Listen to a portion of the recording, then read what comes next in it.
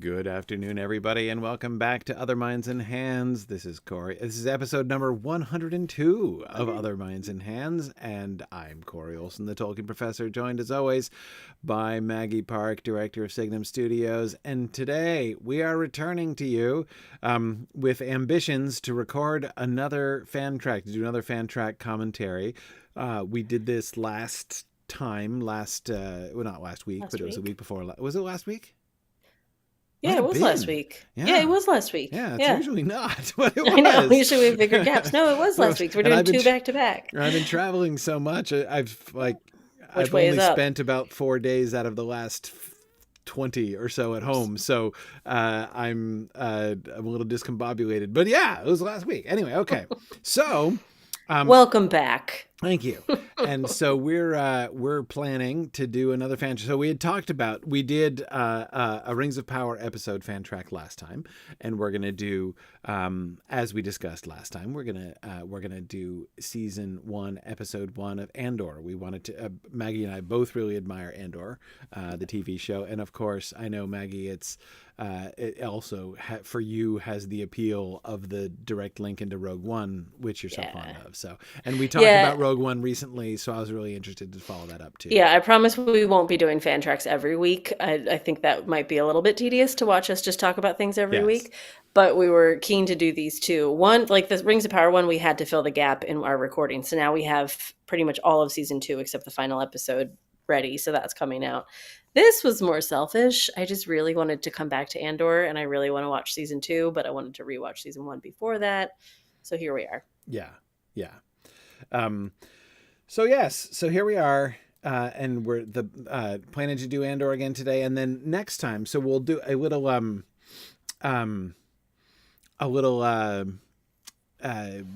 preview. So Andor, the episodes are.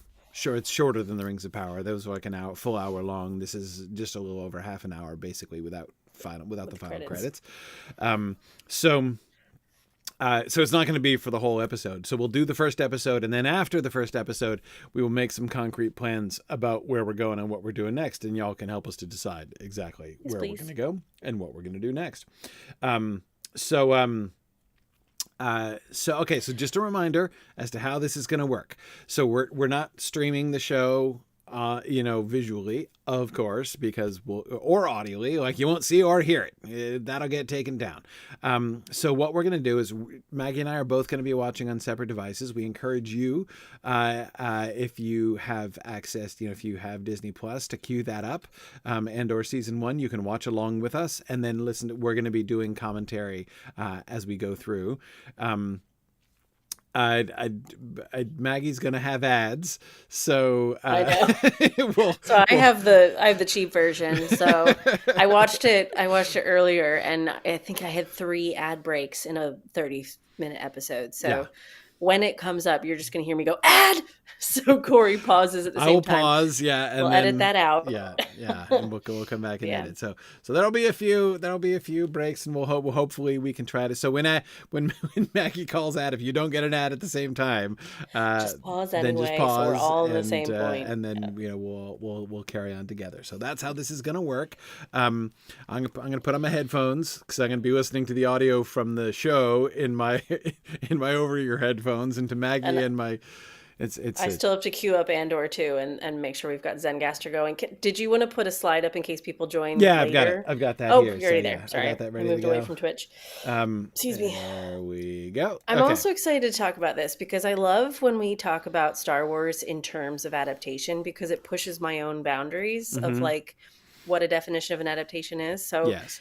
I love that this progresses into Rogue One, which is also a made up element of a made up world of, there's so many different bits of of how this was stretched. I'm talking production now, but and before this one even came in, the whole team was doing a bunch of interviews about this. And, we talked about it with the Star Wars visions of what makes it Star Wars. And that was the first question, this interview I was watching, that was the first question that they brought up.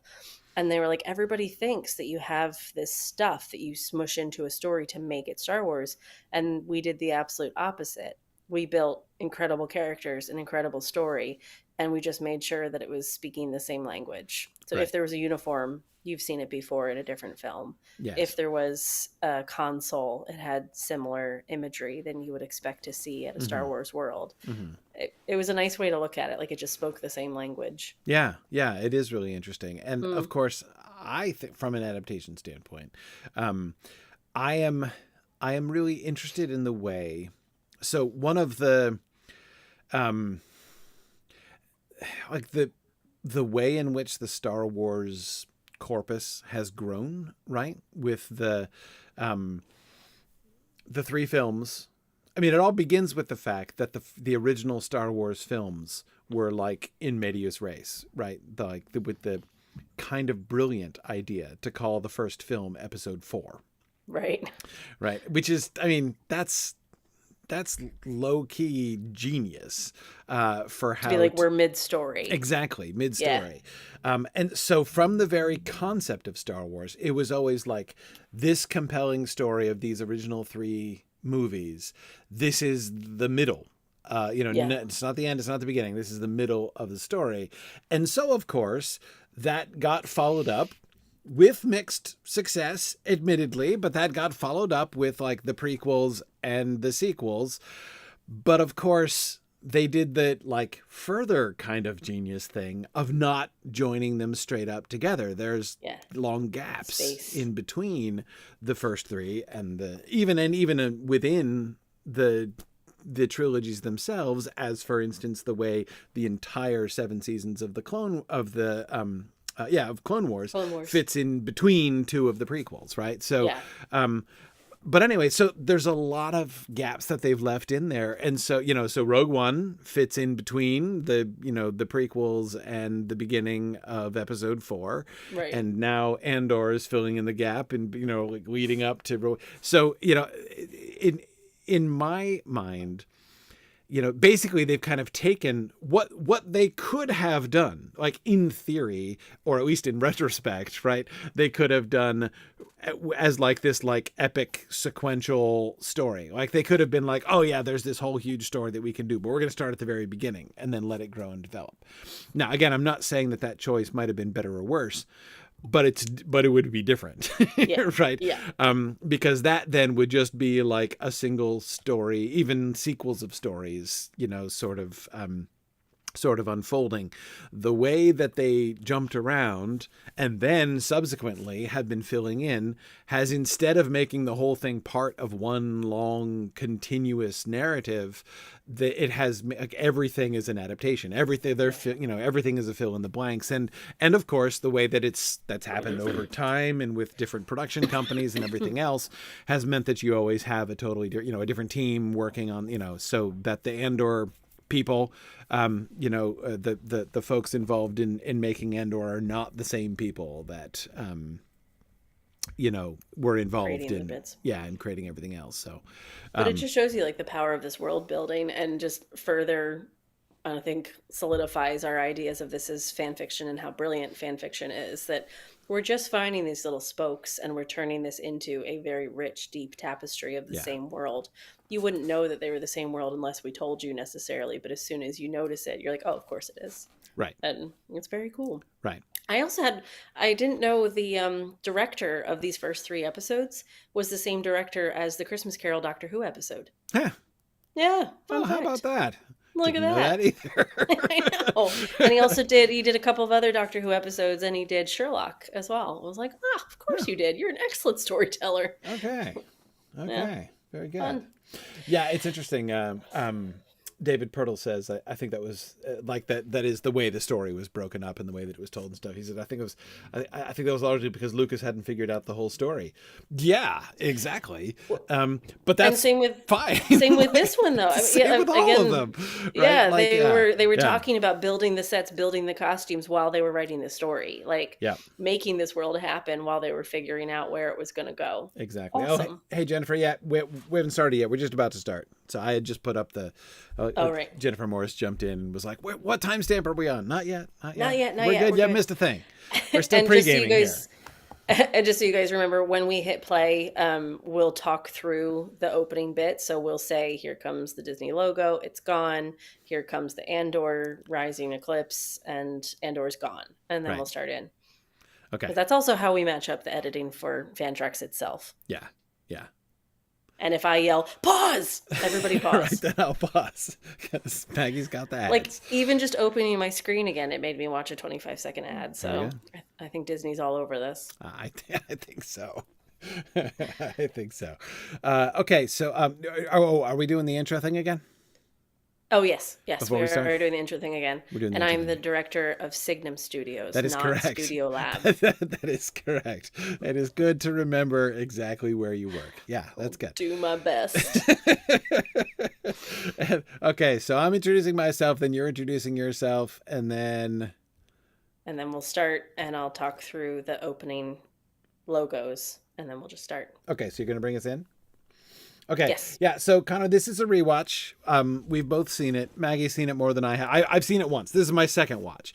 Oh, that's exciting. Yeah, it's my second watch. I've seen season 1 once through. I haven't seen season 2 yet. That's where I am in watching. Yeah, I this. haven't seen season 2 yet. I don't remember most of season 1, to be honest. I watched a recap and was like, oh yeah. I always have to rewatch. Like Yeah. I can never watch the second season of anything after any kind of delay without rewatching. Like, it's just, I can't.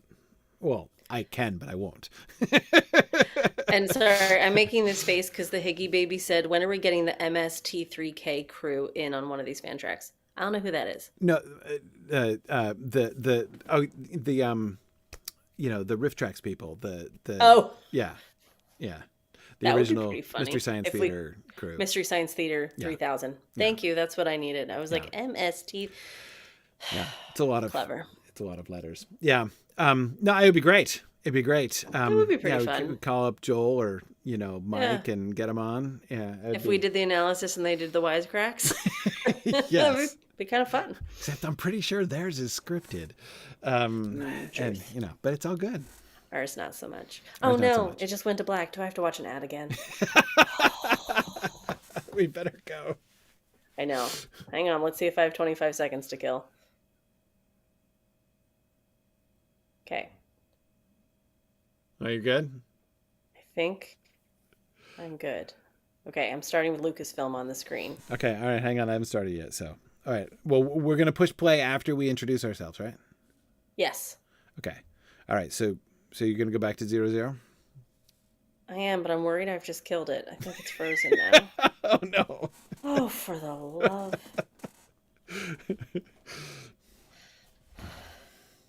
It's very old and tired. It's like, why are you asking so much of me? What are you watching it on, a tablet? A very ancient tablet. My tablet is venerable, but not yet geriatric. Okay, we're good. Okay. Oh, geriatric is the right word to describe this tablet. All right. This is why this is low stakes, everybody. If we have to re-record, so be it. That's fine. Okay. Lucas is up, ready to go. So we're going to introduce ourselves first. And then we'll hit play. Say hit play. Okay. All right. Ready? Ready. Hey, everybody. This is Corey Olsen, the Tolkien Professor. And I'm Maggie Parke, the director of Signum Studios. And today we're going to be watching Season 1, Episode 1 of Andor. We are very excited. So we're going to cue this up. We're going to hit play at the same time. We'll count down 3, 2, 1, play. And I'll talk us through the disappearing logos so you can match up with us. Okay? All right. 3, 2, 1, play. So Lucasfilm just disappeared. Oh, actually, I'm just getting Lucasfilm. Oh. Should we start over? Because now I'm getting the red-blue. Okay, I'm on. Yeah, I got the droid heads now, like the helmets. Okay, let's keep the droid heads going. I've got Star Wars emerging. Okay, I got that too. Okay, we're good. Okay, I think we're good. And it just and Star Wars is went gone. away. Good. We're good. All right, we're good.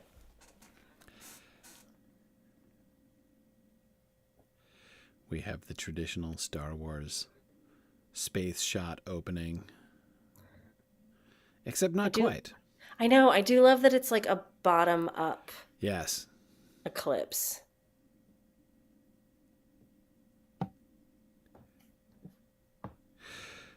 And the reveal of the words almost looks like rockets or comets or something. Yes. The transformation of the world into the rebel symbol is very cool. Very cool.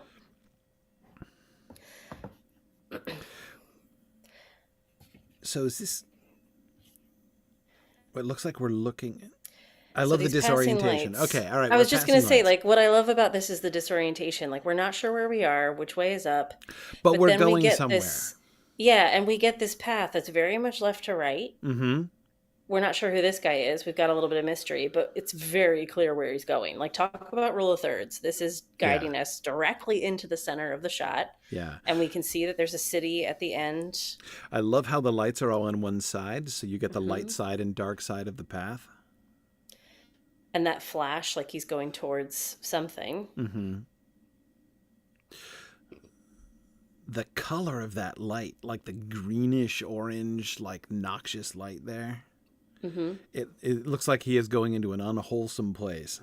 And look, lo and behold, he is going to an unwholesome place. It just gets more unwholesome as he goes. But this is where we start to see the world building, though. Like, you feel the unwholesome. Yes. These weird spheres with people inside them. Like, is it a prison? Is it and then you get the feel here of like, oh no, it's just ill repute. Yes.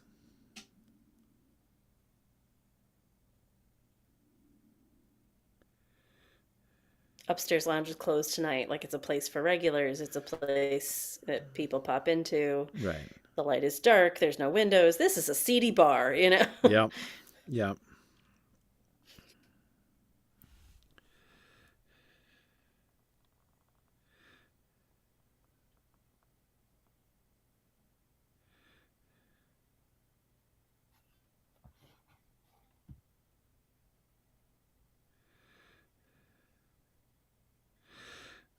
It's very empty too. You think about of course, in a Star Wars context, when we start off in a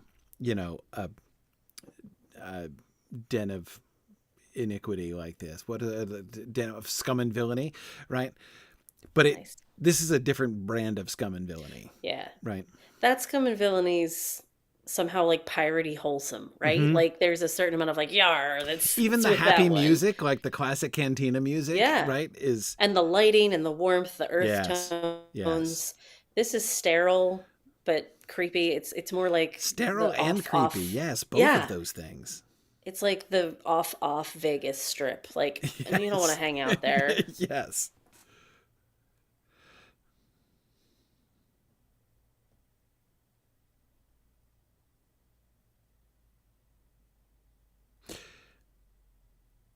So her haircut is really interesting to me. Like the way that it shapes her head in this very peculiar way with the huge flat head. Like she's human and the other females were all non-human, right, that we met. So this human woman then comes out. But between the like metal collar and the strange wide flat top hair, like she doesn't look human shaped, you know what I mean? Like it's no, and I feel like a gold metal collar also maybe is some sort of a signifier of the service that she provides or the service that she is conscripted to. We don't know how this is created, but the fact that he's there looking for his sister, there's an element of like, is she trapped here? Is she a slave? Was she a slave? Yes. And then there is another woman that comes to talk to these guys that I think has a similar haircut. So maybe it is like a mark of their trade or something. Right.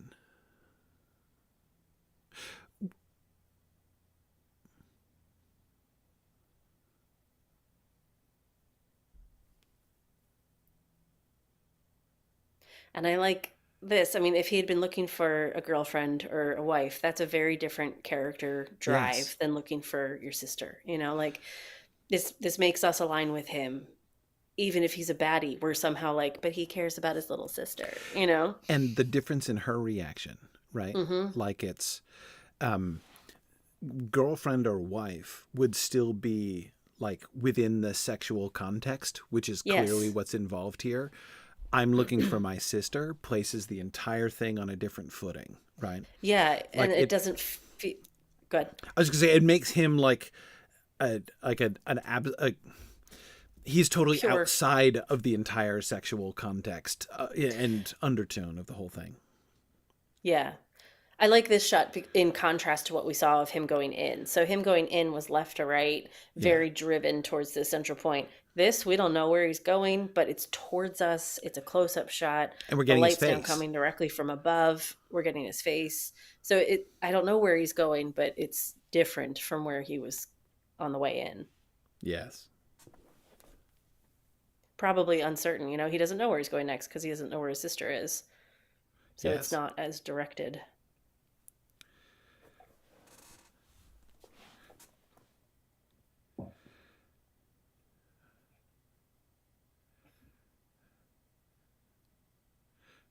Corpo ID is really interesting too.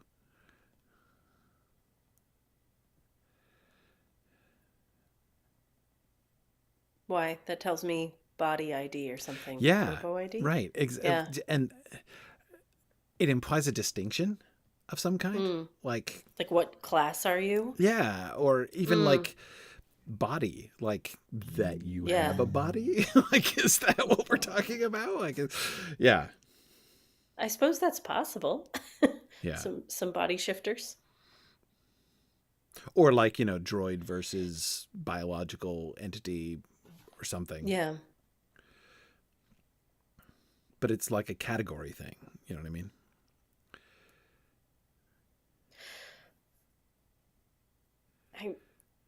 I didn't clock what the camera angle was before this, but now all of a sudden it's handheld. So I wonder if that's meant to be, we have a skirmish, it's chaotic, we're moving around a lot. There's not a single spot that the camera's anchored. Yeah. It just adds to the chaos.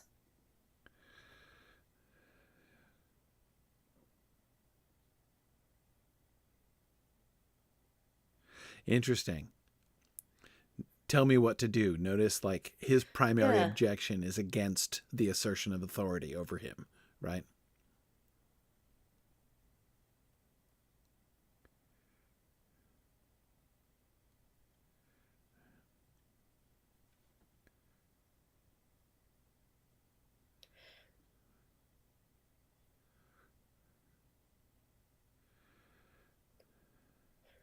And I think that's an interesting choice, too, to have this guard who was such a jerk a minute ago. Yes. On a dime, be taken to nothing. Now he's begging for his life. He's coming up with a story that's going to save them. He's crying over his friend. Yeah. And it shows us this good human who didn't mean to hurt anybody is willing to hurt people if he has to, which is an interesting character development unto itself. Yeah, and like once you're right, because it asks us to pivot, right? Yeah. In our own sympathies. Is he a baddie? Right. From the and they were faceless too. Behind him, you couldn't see, you were just seeing him, and they were shapes behind him, shapes and voices behind him. And now all of a sudden, like, we're supposed to, he's a person, both of them are people now, That's a really interesting shift too. Especially, and even that that position, I mean, holding the gun, we're looking not down the barrel, but we are looking at the barrel from of the gun. guard's position. Yeah, like from that slightly lower point of him taking up most of the shot and leaning into it, saying, here's what I got to do. Right. And now again, we're discombobulated. We're clearly running away. Right. But now it feels like the in and out of light, again, the darkness and the light was on one side, and now it's flashing through as he's going through.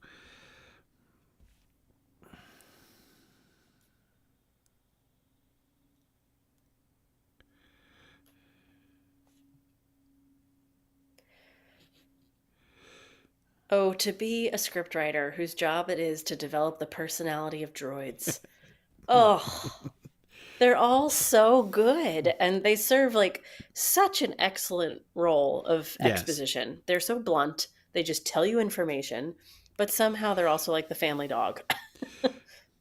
Right. Okay, so we immediately feel like concern and sympathy for this droid. We see this droid, like apparently under threat and looking to protect itself.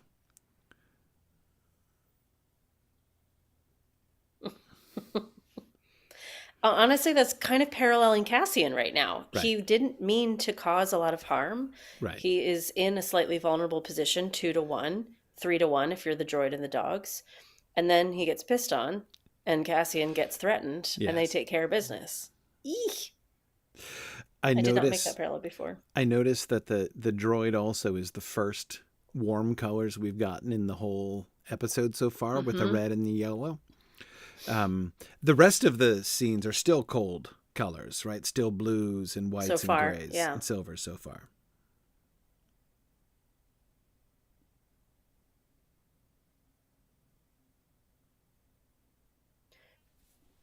And now we have a jump back in time, so nice match edit there too, to be like Casa, and then throw us back. With establishing an explicit parallel between presumably the sister he's lost and is looking for and the droid, right?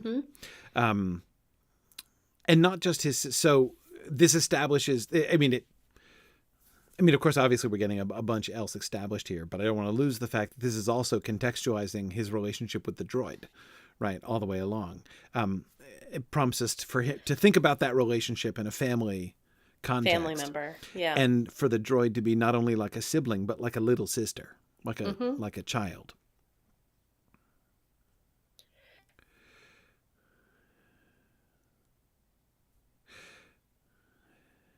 Now, we don't know what that ship is, but I find this whole existence really interesting, this like Lost Boys children's commune situation, because we're growing up without grown-ups. It automatically placed me to thinking of them as that fantasy streamlined character of like, you got to get rid of the parents first off. These kids have to go on their own adventures, discover who they are. Right, yes. But this too, like immediately putting his arm around his sister and then cutting to a bloody knuckle. Like we know he's going to look after his sister. He's willing to get her to do so. And it seemed like a little bit idyllic, like it wasn't going for like a Lord of the Flies kind of, children's situation. They all seem to be a nice little community. They're wearing jewelry. They look well clothed. They have homes. Yeah. Even like jewelry and decorations, right? I mean, which suggests they have free time to make, bracelets and necklaces for themselves. Or each other. Yeah. Yeah, exactly.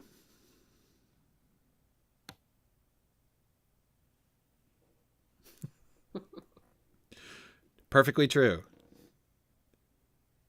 Also true. See, it's just a joyful exposition dump that you love. Right. We're getting a glimpse into, we don't know who they are yet, but the other people in his life, presumably. But notice how this also puts him and the droid as like insiders together. Like his relationship with the droid is on a different level, like a closer, more intimate level, even than these other people that the droid is telling him about. Yeah, I mean, he's got a level of candor with the droid that he doesn't have elsewhere, and even says, "You have to lie for me." Right. And the droid goes, "I can do one. That was 2." There's humor with it. Yeah.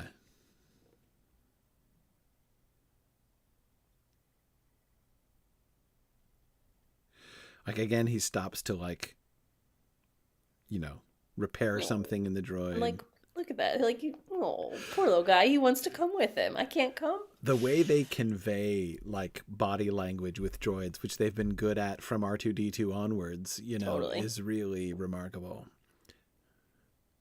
It may be to me one of the most enduringly endearing elements of Star Wars productions is the way that they're able to capture those kinds of like emotive states and from droids. Agreed. So we got a huge variety of colors here. Yeah, I was just going to say, we're just starting to see a lot more of the colors. This wall, the dead straight shot, wall of gloves. At first I thought it was like a memorial thing. I'm like, oh God, what is this? Right, or a trophy wall. Right. Alternatively. But then you see just how functional it is. And it's like, this is a mining community. Okay, this is a workstation. Right, okay, yeah. But I did like that it signified the number of souls down there, right? Like, look at all the people that are involved in this endeavor in this community. Yeah, you're right. There is a communal sense, but also notice how non-uniform they are, right? How varied are their colors and clothes. Like this is much more of a melting pot kind of community. There's nothing uniformed about it.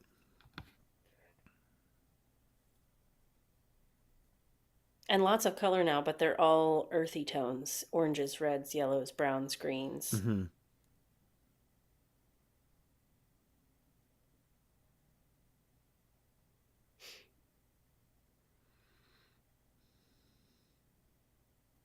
It's actually a pretty similar color scheme to that Children's Island commune. Right. Those were slightly brighter, but Yes. pretty similar. That's actually a really interesting juxtaposition. We go Mm-hmm. straight from that flashback To to the child this. community to this, and there are some distinct similarities. The sense of egalitarianism Mm-hmm. with like lack of uniform, like they're not in lockstep, they're not uniform, but they're together. And to have that comment in our mind that, like, you were out securing your bad reputation from the droid, but he clearly has a very strong community here. Right. People know him. He's comfortable here. He's having this kind of conversation with somebody, and then, we see a few more. Like, this is his home, so this is a comfortable space to see him in. Right. The the swiftness and the certainty with which this other guy's gonna, this his friend is gonna cover for him with wholly inadequate Mm-hmm. explanation, right?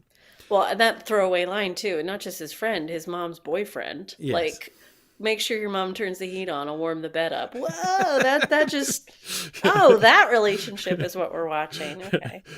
Okay, this is another one where I was like, oh my God, look at the positioning. This guy is Yeah. like slacked back in his chair, doesn't care, but he's taking up the foreground.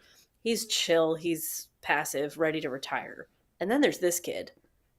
Like, look at his Yeah. position, framed in a halo of light.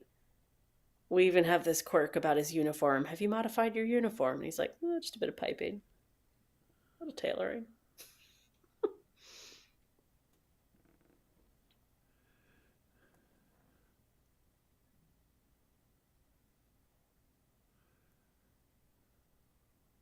Like, how to paint a picture of the overachiever at work that you love rolling your eyes at. Yes.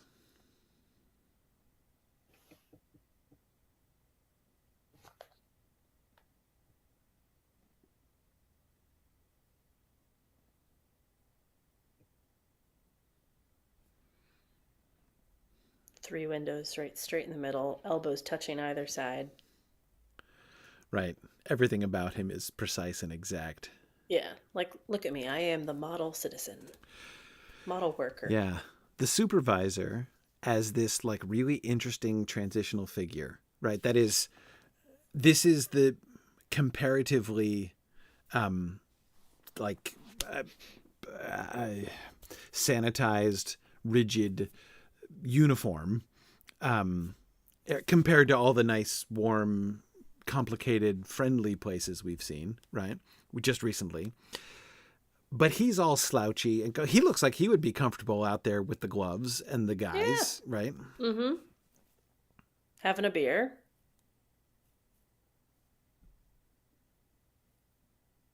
But he still takes his job seriously. Like, he's going through the corporate Mm-hmm. rules. But he's done the job for 40 years, so he's not as Right. So out to now, prove himself as this young kid. and he's trying to make it go away, Mm-hmm. right? So, of course, they're going to cast I this love, older, reliable guy. right. I love the narrative that he's developing, and notice how fair he's being to all sides, right? Like, Right? no need to make a big deal of this, but we're not going to like tar and feather these guys, right? Are you absorbing my meaning?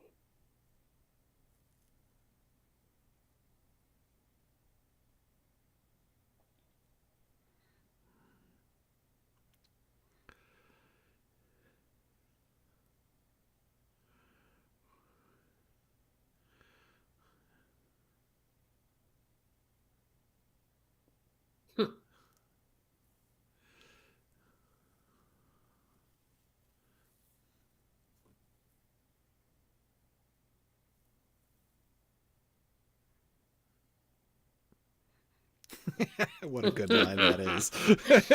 And that positioning doesn't look away, comes right in. At the Yeah. moment includes you. Yes.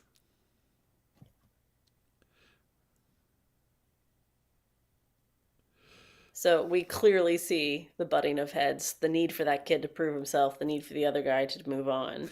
And the larger Motives are being picture, established. yeah, and the larger picture of their relationship with the Empire, right? Mm-hmm. They are under imperial authority. They are an arm of imperial oppression, potentially, right? But they don't want the imperial attention. The supervisor just wants it to go. He's trying to do the minimum in order to avoid notice. Mm-hmm. Just below the radar. Yeah, so we're not, just like there was, it reminds me a lot of the way in which our sympathy was immediately changed to the guard, who ceased to be a faceless representative of oppressive authority and became a human being. Mm-hmm.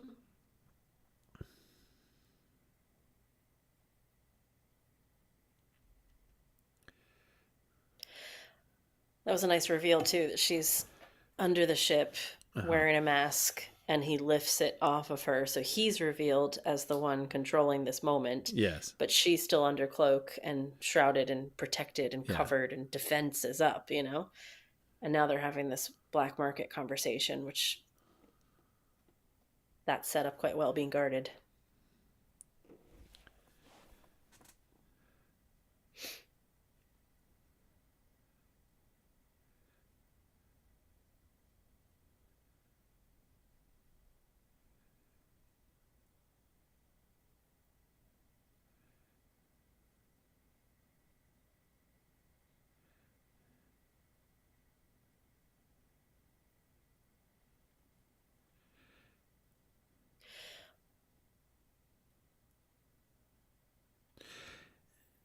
His resistance to answering her question.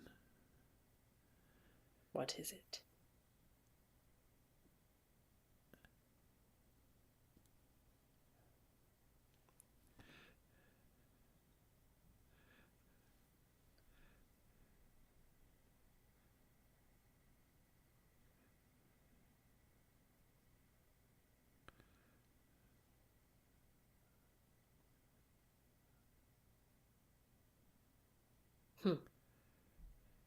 I like how this is shot too. They're both in center frame the whole time. It's over the shoulder, standard like exchange conversation, but nobody has the upper hand. Mm-hmm.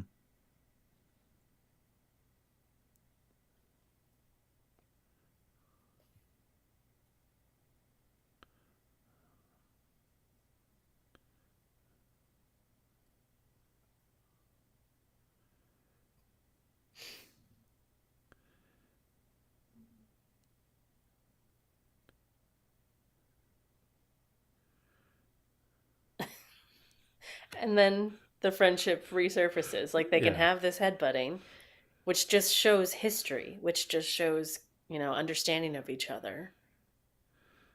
There's very few people you can pick on their romantic relationships like that.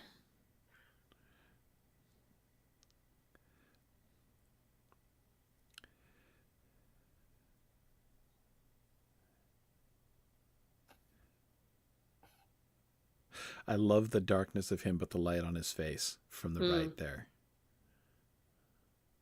Yeah, the only distinguishable feature is the front of his face. Yes. Which he has to go fix.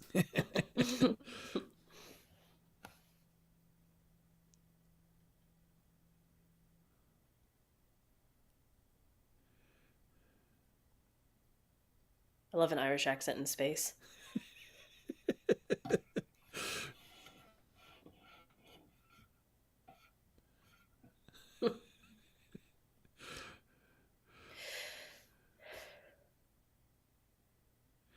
Oh. We're back in our flashback. Back in our flashback.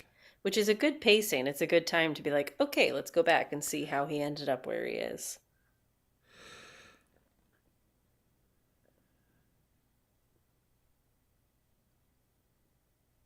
Making poison darts. So they have weapons. They're preparing for something. Yeah. We see this community sharing. I'm coming with all these supplies. We're sharing them out. Mm-hmm. They're working together.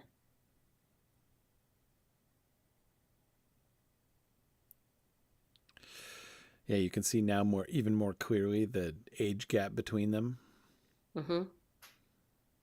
She's definitively his little sister. Though they're close enough in age to have a real mutual relationship. But you can also see in comparison to the rest of these guys that are now painting up, he does seem a whole lot younger. Yes. So he's on a cusp, right? Like he's not Right. yet not still a child because that's his little sister, but not quite a leader because that's them. Yes. Yeah. So this You feels like see a him looking threshold. on. Yes. Yeah. Mm-hmm. Here, I'm gonna be a grown up too. Oh, now he's Nope. getting scolded for trying to join in.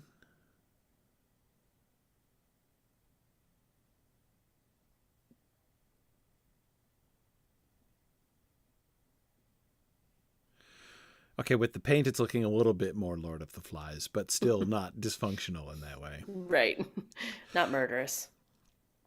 And again, even the way in which we can see what looks like, a like constructive social and leadership structure, right? Mm-hmm.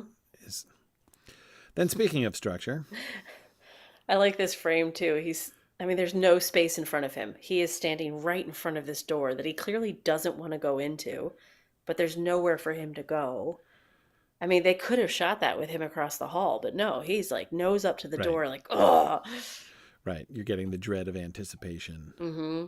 I have a job I have to do.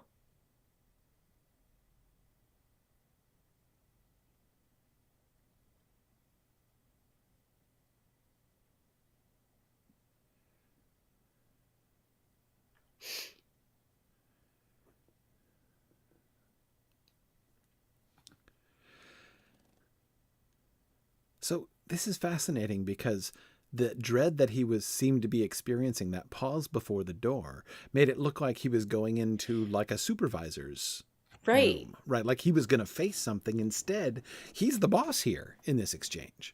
And it's because he's going against the orders of the Right. boss, who is like slip it under the carpet, and he's basically like, I'm about to defy orders Yes. and do the job that I think needs to be done. Which is interesting because it means that the dread he was feeling is way more indirect than we thought. It's not a person he's reluctant to face, but that was his pause before crossing the line, right? That doorway was the line that he was crossing in order to like do what he's not supposed to do. Gotta love portals and thresholds. They always mean something in Yes. films. Yes.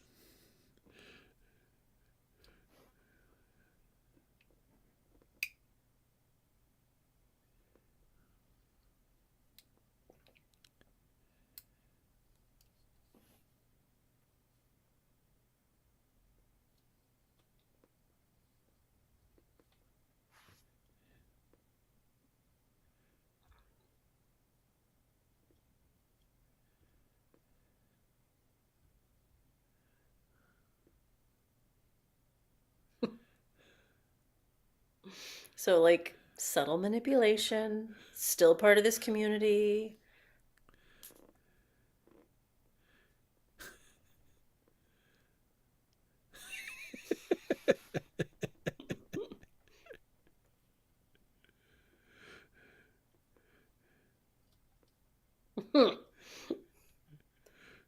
Nice, right? Like you could see how he's gonna get out of some slippery spots. Right. He's got a survival instinct that also makes you giggle. Also, there's something charming about, like, again, thinking about this whole setting, right? This planet that we're looking at here. We got our first context to it was in immediate juxtaposition to the kids' colony that he grew up in. Mm-hmm. That scene shows that, like, even attempts at like organized crime are sort of like friendly, amateur, And homey. and fun. Yeah, Yeah, exactly. Like they can't even do shakedowns in a like scary or effective manner, right? No, they're still just up to a little bit of a mischief. Yeah.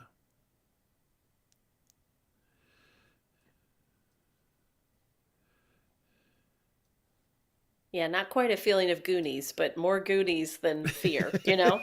Right. Right.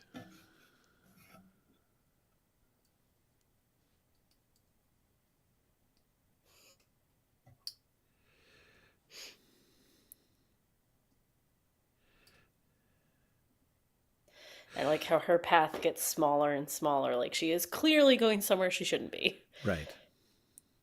And so her relationship with Tim, the guy who is following her, who is also presumably her boyfriend, as Andor was deducing. So she has a job, but this is her, her black market work is on the side, right? This is her hustle on the side. The fact that Tim, obviously does not know what she is. He was trying to follow her here and failing, right? Shows that her black market work is both outside their personal relationship as well as outside the work geographical. Yeah. And also like the space. I mean, she has now snuck into locations that you wouldn't just happen upon. Oh man, and you're right about the restrictive space, like the tunnel that she's climbing up here, right? Yeah, the alley's got more and more narrow. And now she's in an actual pipe. Through, and now she's actually climbed up a pipe. Yeah. And breaking into a panel. But it tells us something about her relationship with Andor, too. That Andor, that Cassian knows about this that Tim doesn't know about and is a part of that world, though not directly. Like, he has to come to her. He doesn't have the contacts. I just noticed the noodles are blue. It's like blue milk. They've got blue noodles. Why not?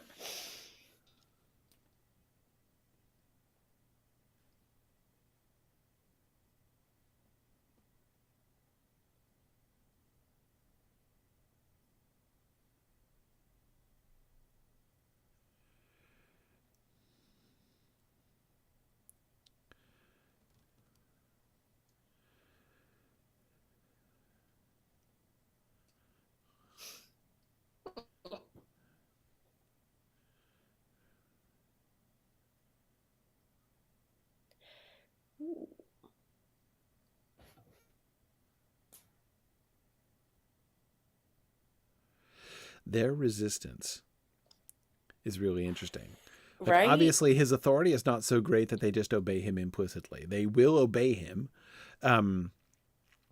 Again, we can see how his attitude is contrary to like the entire flow, just like it was his bosses and his underlings.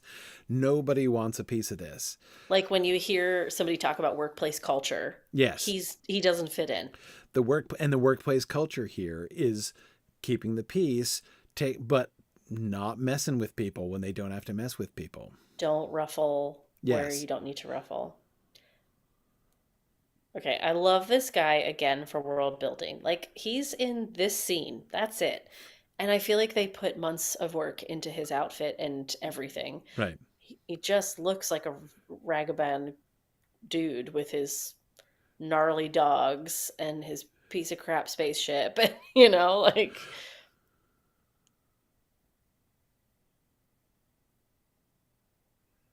It paints a picture, especially juxtaposed to the rigid uniform that we had in the last one. Yeah, they do things differently here. Yeah. Like him.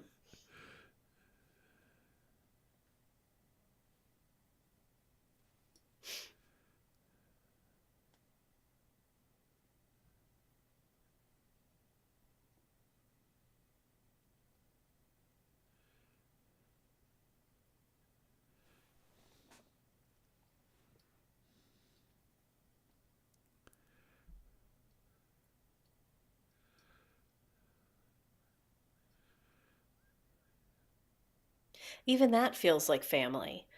Like we do see this guy again, and he's basically like establishing the relationship. I don't care what you did, whatever, let it go, but never again, Right.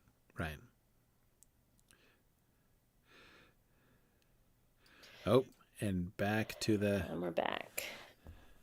I'm getting to that point in the episode where I always want to touch the screen to see how much time there is left. Like 3 minutes. We're almost there. Yeah. Just because I'm like, where are we in the arc, right? Are we going to end here? Because it feels like we are. Yes, we are. Okay, so here's his sister coming chasing after. He wasn't even supposed to go. He was a marginal inclusion into this expedition in the first place. So she's obviously too little.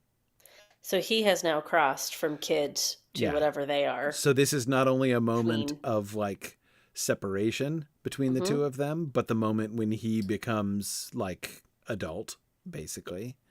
And then this shot, the camera's drawing back. Oh, man. She's left behind. Her in shadows with the light behind. And everybody else disperses. Like there's like 2 people down by the water, but everybody else has left the shot. It's just her. It's just her standing in front of the empty Oh man. right? And So that she's left sense of like alone. the way in which that shot of the little sister standing there is the fulfillment of the opening sequence of how he's looking for his sister, like, and there's his sister, like, you So know. we see the first time that he left her and lost Exactly. her, Yeah, I was and now here we are exactly. bookending it. I was just gonna say, it's like, when you lose something and it's like, well, where did you last see it? Well, that there it is. Like, that's where you last saw it, right? Was Except we don't know if that was last we saw it. don't, We but know that it's was the impression that it gives, right. like But with that's the bookends. Yeah. it's the first last saw it, right? Yes. It's the Yes. first time he saw her for the last time. Like, Right. Right. yeah, we don't know what happened in the sense of middle bit, departure. but Yeah. we are bookended by being separated from your sister. Yeah. Like, what an important frame that is to tell stories. So we have that on either side, but throughout the whole episode, we're learning about the world. We're learning about the good guys and the bad guys. Yes. The ability for people to sneak below the radar in work and trying to hide from the Empire and not ruffling any feathers, and all these other things that are going on within that world. Yeah. While developing the characters that are going to be our main players in here. Yeah. One of the things I find really interesting and compelling about this too is that the way in which the whole episode is framed, as we were just describing with the sister thing, in this like very personal, and you've been using the word homey and stuff, right? Like, it's very personal, it's very homey. I'm about to move on to, hey, you didn't get any ads. I know. Okay, that was an absolute you must miracle. have used them all up. Anyway, sorry, but so the as you say, it's very personal, it's very homey. We talked about how this this is a fill in the blanks, right? Fill in the blanks between major story, beats that we've already seen in films and things like that. But it also feels like a fill in the blank in a kind of a deeper, more 3D sense, right? In the sense that, like, we're not just, the premise of this show is not, it's not about causes, right? This is not about the rebellion versus the Empire is the, like, kind of baseline story of Star Wars, right? I mean, of every Star Wars story, the rebellion versus the Empire is kind of the assumed frame in some sense or another. Even ones which are, even like The Mandalorian, which is post-rebellion, still has those same kinds of elements that you can still feel the dynamics of the Empire versus the rebellion at play, even in something that's outside its scope. Here, of course, I am remembering that our very, very first image, like this, the title screen of the show, was that planetary eclipse which turned into the rebel symbol, right? Suggesting that the rebellion is the heart, is the world, right? The rising of the rebellion, the rebellion is the world. And yet that's not where we start, right? Like, it's one of those things where, like, if I'd been asked to guess, right? If I'd been asked to, if they just said, like, okay, so this is going to be a show about like, how an important hero of the rebellion, like, gets his start, I would have been like imagining, like, young, idealistic, whatever person who and we haven't seen that. Like, his own resistance to authority is the one thing that we've seen that seems to bear on any question of future rebellion. But both sides, both the rebellion half and the Empire half, in this first episode, right? Both halves are sort of softened, right? And incredibly relatable. Yes. Very personal. This is how it happened in real life. Like, the things that we know of the Star Wars world prior, like the films that we've seen before, they're grand. Yes. They are big. Like, even our, innocent Luke Skywalker, like, he's part of something grand pretty early. Like, we know he's being sought out. Yes. This isn't grand. These are just people doing their jobs that are just want to retire without any drama, that just want to, get on with what they're doing. Even the Empire isn't grand. Like, the law enforcement side of things is also, like, relatable and low key and in sympathy generally with the people, and except for the one guy, right? Yeah, and I think that's what's so interesting about this storyline, because we didn't know much about Andor when it first came out. I think it was 2022 it came out, and we're recording this May 2025 when season 2 has just dropped. So neither of us have watched season 2 yet, but before season 2 dropped, we learned that season 2 ends as Rogue One starts. Right. So we didn't know that when this was coming out, that Right. this would be the story of, we know where it ends up. And it's that tiny thing of Rogue One that made a massive difference and changed the course of the entire rebellion.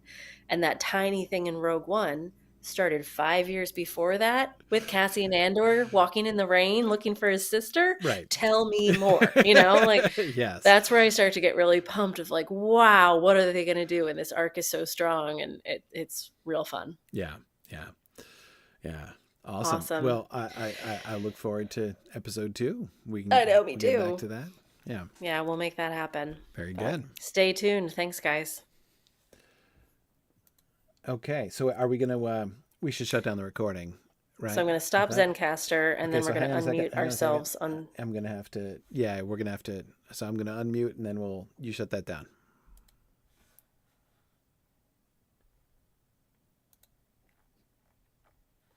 Awesome. Okay. All right. I think we have if you unmute yourself on Zoom, then we will have there we go. All right. We good? I think a relatively smooth audio transition on the broadcast. All right. Very good. We weren't interrupted by ads. We weren't interrupted by the dog. That went beautifully. Go team. Excellent. Okay. Excellent. Well, that was a lot of fun. That was fun. That was, yeah.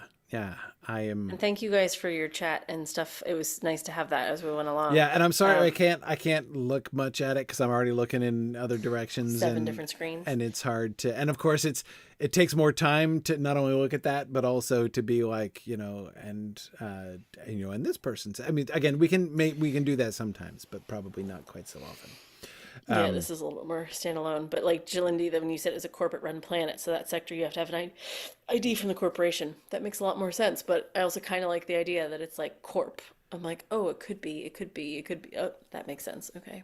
Yeah, corp ID. Yeah. Right. Yeah. Right. Exactly. Right. No, that's interesting. But it obviously not what it made me think of. Right when I first saw it, especially thinking in Star Wars directions. But. And sometimes it's those like, well, obviously they meant corporate, but it's when it's not obvious, and it's like, oh, but this is what I took from it, and even that's pretty interesting. If like, well, this could mean, yeah.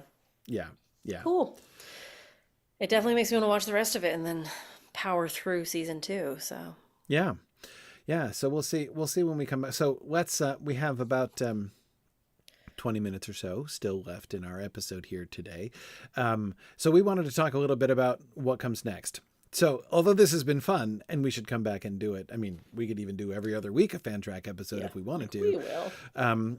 But so we can keep doing that. But we wanted to intersperse that with beginning the development of our next project. So very brief recap. I won't do this every single time forever, but we've only just been talking about this in the last few episodes. One of the things that we're wanting to transition to is to supplement some of the more casual conversations that we have here in Other Minds and Hands with the actual production, to take those discussions and produce them more, essentially, to do more planning, to be recording different elements that we can edit together, to be able to overlay visuals so you can see what we're talking about, to plan through what we're saying a little bit more so as to be a little bit more thorough, and a little bit more satisfying in our approach to particular questions or particular angles that we want to take. Because that will help, as much fun as the spontaneous conversations are, as far as like building some materials that will be able to be like a little bit more robust after the fact. Things that we could include, with our other Signum Studios productions and stuff. That's what we would really like to do. So we kind of want that to be like a singular project that will run throughout, but we will pause and interrupt that with the occasional fan track, or if a new trailer comes out for something Tolkien or something else adaptation that we want to talk about, so we'll still do that. Hey, I got a thing we want to talk about. But when we don't have a thing, and we'll still do interviews when we get a chance and that kind of thing and everything else. Yeah, absolutely. Yeah. So what do we want to talk about? What do we want to do next? What project do we want to... So we talked about a couple different projects that we could do. We talked about doing some comparison projects of... Especially, we were thinking of several which are kind of like multiple adaptation options, right? These are things that we had discussed before, like we had talked about doing Nosferatu. We had talked about doing Anne of Green Gables. We had talked about doing Little Women. We talked about Jane Austen. Yeah, there's one of the things that all of those options have in common is that there are multiple film adaptations, including all of them have a recent one that we could look at, comparing with some older film adaptations and then with the book as well. Mm-hmm. One of the downsides is that although all of those works are precious and beloved to us both, to different degrees, like I love Dracula, I love Anne of Green Gables. I've read Anne of Green Gables many times. I'm not a big Little Women fan, though. Like that's something like that I have felt that I need to reconcile. But your Wheel of Time will be my Little Women. Yeah, like we'll just banter back and forth with each other and bring fresh eyes to each other's thing.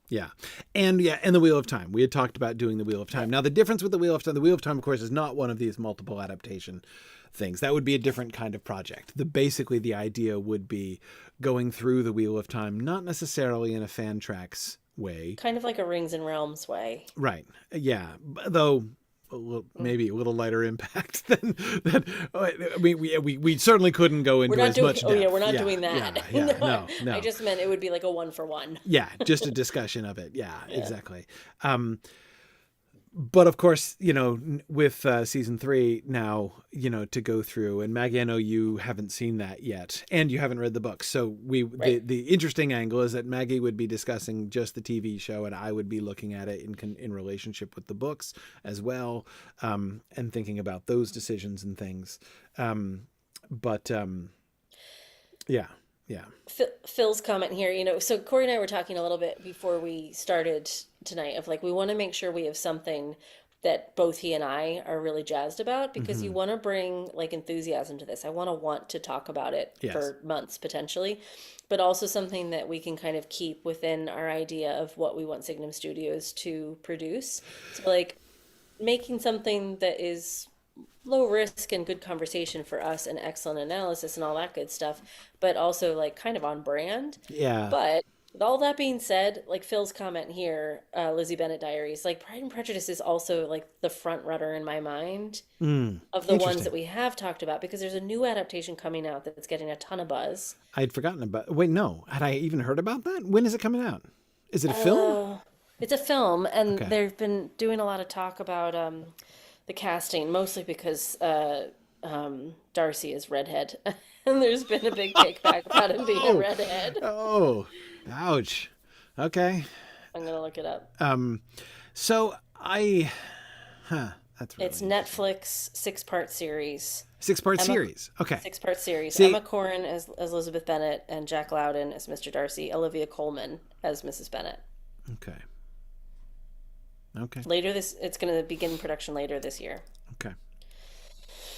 All right. So first of all, can I just say standing out to me as an option. That like 6-part is the way to go. Like there's a reason that the BBC miniseries is the best adaptation of Pride and Prejudice, and that's because it doesn't try to squeeze the whole thing into a feature film length, which I've said this many, many, many times. Like feature films are not the parallel form, storytelling narrative wise to the novel, but also a fun exercise for adaptation. It is an exercise. Yeah, I mean, it's not that it can't be done, and sometimes it can be interesting. But if you really want to do the same kind of narrative, then you have no hope in a feature film. So, anyway, so yeah, I will certainly be watching.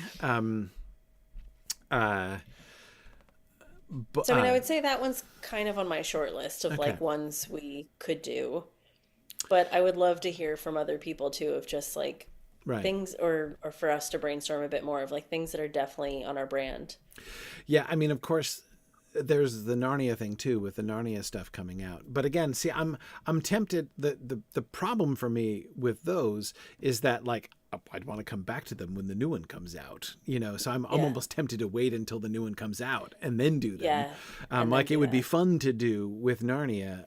Now, if they have made, which I think they've announced that they're making the grave and unforced error of starting with the magician's nephew, then we won't have a point of comparison apart from the books, because that's never been adapted before. It wasn't part of the series. Yeah. You know, films only got to volume 3, which is of course The Voyage of the Dawn Treader, instead of starting arbitrarily with volume 6.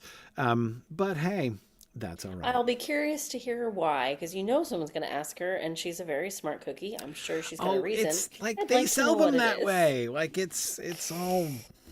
Yeah. I blame the publishers, and Lewis is not without blame. He agreed to it, which I think was very, very foolish. But no, I agree that we should wait till that one's out to go through it. But I think that would be one that we would interrupt our regular scheduled programming to do. Like, hey, there's some new news out about for sure. Narnia. Yeah, We're going to talk about Narnia it as we come, and no, I agree. That's something we can definitely be kind of tracking with as it comes. Speaking of which, Hunt for Gollum, December of 2027. 27. That's even further away than I thought. December 17th, 2027. I love the hyper-specific date, 2.5 years in the future, or 2 years in the future. Okay, great. Yeah. So obviously we'll be talking about that a lot. Like anything Tolkien, just assume we're going to cover it. But it would be nice to have something else kind of going alongside. Right. I mean, like, if we're, like, let's say we did choose Pride and Prejudice, would you want to choose a singular adaptation that we work through? It would be interesting. I mean, goodness knows we have plenty of options there, right? I mean, Pride and Prejudice is almost in the, almost in the Christmas Carol category of, many times it's been adapted. So, I mean, we could do a multiple adaptation take on it. If we had done, so like for instance, if we did do a book, Keira Knightley version, Colin Firth version, 3-way comparison of Pride and Prejudice, and then follow it up with a, and now let's do an analysis of the new production when that comes out, so that we can think about that. Anyway, like that I think is, could be, it could set us up for that, which means we could theoretically do a similar thing with, we can do a similar thing with Narnia because we don't have the direct comparison to bring in with the Magician's Nephew. And yes, JJ, I'm not saying I'm not at all interested in seeing how a different story could be told as the introduction to Narnia. Like, I certainly will be interested to see. Oh, I'm super interested to see how they handle it. I'm just, I'm skeptical. I'm but just I'm categorically opposed. So, I mean, as everybody knows, I don't know. I say everybody knows, like anybody who listens, anyone who's been anywhere near me whenever Narnia is raised will hear me complain about the recent public, the chronological order in which the books have been sold. I do not own any copies of the Narnia books with the wrong numbers on the spines. Like, I have literally protested purchasing them because I don't want them. The reorganized nonsensical this is his version. Soapbox. Let him have it. Just wrong. Like, it is just wrong. The series is, and I could explain this in detail. But the counter to that is, like, the same thing we've been saying with Rings of Power and Hobbit and everything else. Like, the analysis of it is gonna be smashing. I can't wait to talk about it. It is good. I mean, so like, doesn't matter if I like it or not. Yeah, given that they've made the decision, like, okay, and we'll see how it goes. We'll see how it goes, and we'll see what they do. And there will be some choices. There will be some additional pressure on the adaptation of that story, given that it is being taken out of its original context, which was not, as your first, emphatically not. Not only is it not, was The Magician's Nephew not designed to be people's introduction to Narnia. The Magician's Nephew absolutely presupposes that you have lots of exposure to Narnia. That's why it's wrong to put it first. But we're not talking about Narnia. But because of that, they're gonna anyway. So that is to say, they will have to make some really interesting adaptation choices. The pressure of following the revised order is going to put a different kind of pressure on adaptation of the story that normally, that is like outside the norm. Hey, I can take these off actually. That is outside the norm of of adaptation pressures. So I think it's really interesting. So that's a given that we will interrupt and talk about. Let's go back to this continuous. Let's come up with a name with it too. So like our constant project or something. Yeah. So it's going to be, well, I mean, it's going to be our next, like, Other Minds in Hand. I say also our first, like, I don't know. It's like a Other Minds in Hand set piece is how I kind of think of it, right? Like to do a set piece where we are producing. We're producing, this larger set piece, which is going to be So do you see us, like, I need to know structure. So do you see us, like, in this episode, we will be looking at chapter 1 and we'll be looking through the text and then seeing how chapter 1 is done in these 3 adaptations? Or is it this week we're looking at the BBC one and chapter 1? All 3. But I certainly do, but obviously we have to limit the scope of what we do. Like, we can't, like, go chapter by chapter, or like beat by beat through the story. So I'm like, can't we? Well, to a certain extent. I can't. Depends on the work we're doing. Right. I can't in the sense that, like, I mean, come on, look at Exploring the Lord of the Rings. Exploring Lord of the Rings. I can't, like. What are you up to? 6 years in?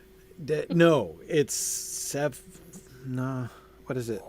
8 years, almost 8.5 years in, and we're like 2/3 of the way through the Fellowship of the Ring. So no, like, it would be folly for me to try to go all the way through. So we need to choose. And anyway, like, we want to make it manageable. We don't want to, like, our set piece is. We don't want our set piece to be like a 40-hour video, right? Ultimately. No, and breaking it up into chunks that people would search and find is delightful, Yeah. So if, like, our opening stuff, but openings wasn't scripted or planned or outlined or studied. So if we did, like, a tiny bit of preparation before these, and we started with openings, and we found a beginning and end piece. Yep. And then, so kind of like what we're doing, I don't know if you guys know, we're doing Exploring Peter Jackson's Lord of the Rings for Collaboratory. So we're working our way through Peter Jackson, and we have beginning and ending segments. So maybe we break it up that way, but then we're going to have to change those per adaptation. So yeah, so let's see. What would be a good structure for just because on the one hand, we can't be thorough, right? Like, we don't have time to do a thorough analysis of the entire story, the entire adaptation. So how can we get a good angle at the adaptation? Like a substantive and satisfying discussion of the adaptation without either A, just being really superficial and skimming over the top and generalizing, or without producing a 50-hour video series. Right. I think we would have to choose maybe we do an outline sort of thing. That is, like, we choose particular story beats. Right, yeah. Through the whole, like, thinking of, like, big picture of the Pride and Prejudice. If we're doing Pride and Prejudice, we're doing the Pride and Prejudice narrative, right? What are some, like, really critical elements? They don't have to be, like, critical plot points necessarily. They could be character points, for instance. But anyway, like, we would choose some particular moments that seem really important, and then we could look at those, and and then we could do, like, little mini episodes on each of those, basically. That makes a lot of sense, because there will be some adaptations, the Keira Knightley one versus the BBC one. The distance between those beats is going to be insane in those two comparisons. Yes. Because here it's 4 seconds, here it's 40 minutes. Right. Right. But that's kind of interesting too. So then we can talk about storytelling. And so I think we would have to do, here's the segment we're looking at. So everybody sees the list of beats before we engage on this. Right. So everybody knows where we're going. And that also gives us a really breakdownable YouTube playlist and things like that. Yes. Easy to overlay and understand where we are. But then we would do comparison. Okay, so that makes sense to me. This doesn't have to be Pride and Prejudice. This is just me figuring out how this would be shot. Yeah, Eric says the elements of what's considered core to the spirit of the source. That's kind of where I'm thinking, like, to kind of take, to start, because I would start from the book and say what seemed to me to be, what seemed to us to be the critical beats. in the story. That also gives us an excellent framework in which to approach creators from the projects and Right. have them come in and talk to us about it. Right. So like that would be a lovely thing to be able to bring some of those folks in that want to talk to us about adaptation and Yeah. tell me how you made that decision. Oh, I love that. Right. Yeah. So, okay. So if we did it that way, we could choose, how many beats do you think? Because I would think like each story beat, we could do one like episode on Yes. that. So how many episodes would we want? Something in the like, It would depend how many beats we find important, well, depending that's on true. the text we're looking But we at. could choose that based on how many we wanted to have. I mean, like, Yeah. because you could make a list of like, what do you think of the 3 most important moments in Pride and Prejudice? What are the 5? It's not 3. What are the 7? Yeah, it's not. Right. It's not 3. No, it's not 3. But It's again, at like, least a but if you had to answer that question, what do you think of the 3 most important moments? You could still answer it. And like I can't help but not think about the hero's journey. Like yes, it's problematic. Yes, it's been discounted in other ways, but I find it a very useful structure. So like if you just think about hero's journey, that's about a dozen points that we could probably attach to something like this. That A dozen's a lot. I mean, 12 episodes, but 12 episodes is not that much. That's 3 months. True. Well, no. Okay, hang on. I'm thinking final episodes, but it might take us more than one Other Minds and Hands episode to like produce the content for each one potentially. Wait, say that sentence again. Episodes of like final episodes of the video series that we produce. Okay. But I am not 100% convinced that we will have a 1-to-1 ratio between Other Minds and Hands episodes in which we work on it and final episodes. Like it might take us more than one to produce the content that we want to distill into, because we're going to have to do planning episodes also. Yeah. My immediate thought is if we do something like this, because again, one of our premises is that neither of it, we want to do more prep and we want to do more focused discussion, but we don't have time to do this. So we're going to do that here. Right. So I'm thinking we need at least one planning episode before then we execute, like we do a recording episode, essentially. And it's even possible that we could do something like, yeah, well, anyway, if we do a planning episode and then we do a recording episode, let's just kind of keep that basic pattern, and maybe that's how it works out, maybe how it doesn't. So that's why 12 is feeling like a lot. I'm also like, this is also making me think we need to start with like a Dr. Seuss book, because we need a trial run before we commit to 3 months. Okay. Like, should we do the Grinch? Should we do, honestly, literally a Dr. Seuss book? Okay. Yeah, I mean, well, we could. I love the Grinch adaptations. Okay. Not the Jim Carrey one. I mean, we should talk about it because it's important, but I don't like that one. I feel like we need a 1-episode trial run, and a kid's book is an easy access. I mean, it could be like, have you read the Julia Donaldson? Obviously, this is my mom, 4-year-old child thing, but the Highway Rat and Room on the Broom, Zog. Oh, God, they're so good. But there's only one version of those. But they're 20 minutes long and beautiful adaptations. So I'm like, something like that. Gregory Simonson had an interesting suggestion. A Sherlock Holmes episode. Ooh. Like The Hound of the Baskervilles or something, where there's a short story and there's like an episode from the Benedict Cumberbatch, Martin Freeman Sherlock, and would not be hard to find like an earlier BBC production adaptation of that episode. Did you ever watch Elementary, the Lucy Liu one? I never did. I didn't, no. I was just going to ask if that was a 1-for-1. Like, is there an episode called Hound for the Baskervilles in that one? There might be. But anyway, like, I mean, BBC one. Most of this, not all of them, but in the first couple seasons, certainly, most of the episodes of the Benedict Cumberbatch Sherlock are 1-for-1 with a story. It's often they'll have elements of multiple stories in it, but you can still take the one that it's like the anyway. So yeah, we could do that.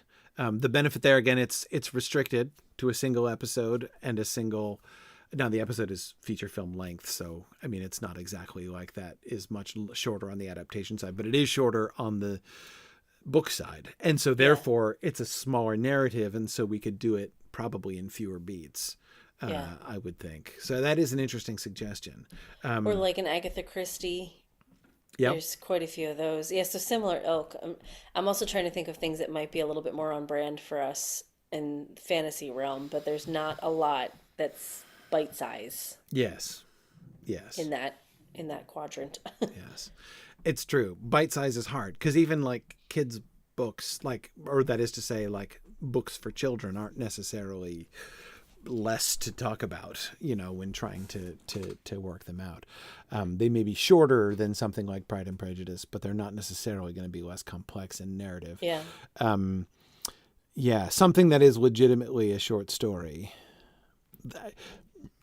Now that you mention it, The Grinch is kind of tempting because I went back to The Grinch. I was like, The Grinch is it's kind of tempting because you've got a short video and a short story.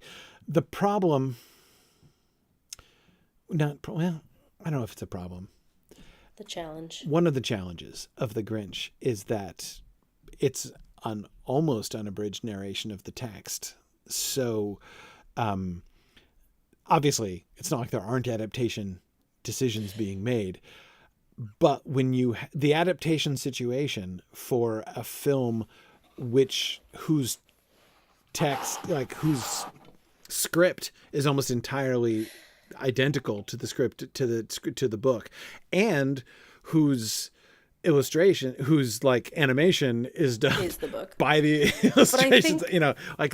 It's extremely close, right? I think that's also what's really appealing, though. It is interesting. Then we have one example that's an extremely close adaptation, which we don't usually get. Yeah. In an adaptation discussion. So if one of our examples is an extremely close, and then we have the Jim Carrey one, which is not, and then we have the Benedict Cumberbatch one, which is beautifully in the middle. Mm-hmm. And they definitely all have different choices in storytelling, but have very similar beats. I still feel like it would take us a long time. Not gonna lie. I do too. Too. I mean, it's the It would be tricky. It would be hard to think of something that would just be like, as you say, a real warm up in the sense of being just like a one-off. A one-off practice. That's really hard to think. That would probably be our opener. So maybe we just pick our thing, pick our project. Let's say it's Jane Austen, and we stick to the openers, but it's a little bit more finessed than what we did before. And we just do one, instead of trying to do the whole thing, we just do one thing. And if it goes well, we do the whole thing. But if we commit to a more finished version of the openers of Pride and Prejudice, then that's what we continue forth in. Right.